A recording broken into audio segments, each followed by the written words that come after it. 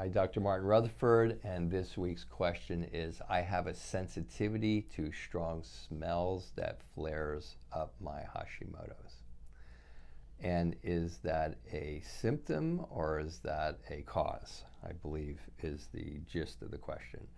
So that's a good question. It's like that's like a huge part of Hashimoto's if Hashimoto's is there. If somebody has multiple chemical sensitivities, or sensitivities to lotions, or sensitivities to smells, and there's a chemical metabolic reason for that, and that chemical metabolic reason usually is entwined with autoimmunity, which of course is entwined with Hashimoto's because Hashimoto's is an immune attack against the thyroid. And in my world, the initial attack on Hashimoto's is to dampen immune inflammation.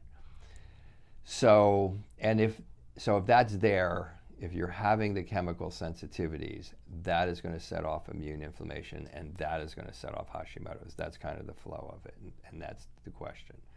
A little bit more, just a little bit more, getting a little bit more in the weeds on that. Usually that's not going to happen. Usually you're not going to get the chemical sensitivities.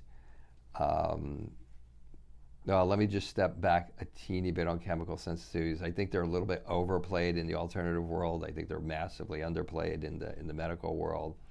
But when I say overplayed, what we have found is usually they're a problem if a person has been massively exposed to, like, let's say somebody's been an airline mechanic and he's been exposed to gasoline fumes for years and years and years, or somebody works in a gas station and they're always working around fumes, or they've just been exposed to a chemical, then that is for sure an issue.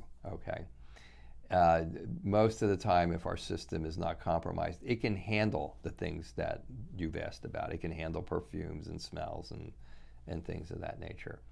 And it can handle it because those are actual chemical particles. Okay, if you think about it, smells are actual chemical particles, and those particles, they have to go through your nostrils. They go into your bloodstream, and they're supposed to be cleared by your liver. So many in the alternative field, when they hear something like that, will say, clear your liver right away. Sometimes that works, sometimes it doesn't. But clearing your liver is appropriate. And the biggest reason that people will have these types of problems is a lack of glutathione in the liver, because the glutathione is actually probably 50, 60, 70% of what helps your liver to do all the cleansing. And the glutathione literally is designed to, like, grab onto that molecule and, like, crush it so that it can then go through your system and be cleared out by a second phase of detoxification that takes place in your liver. But you could also have chemical sensitivities if you have low vitamin D. You could also have chemical sensitivities if you have a poor gut barrier and you have a bad blood-brain barrier. In fact, you almost have to have all of these things for it to happen if you haven't been massively exposed to the chemical.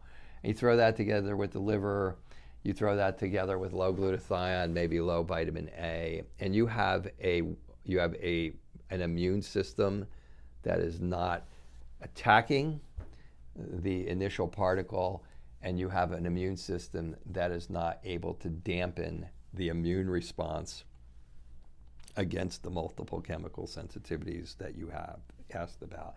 And then that in turn affects the Hashimoto's.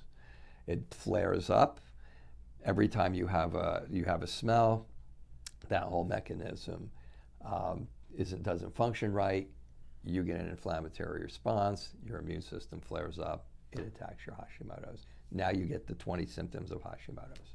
So that's how it works. So thank you for the question. And that was an excellent question, and please keep the questions coming, and I'll have another question answered for you next week.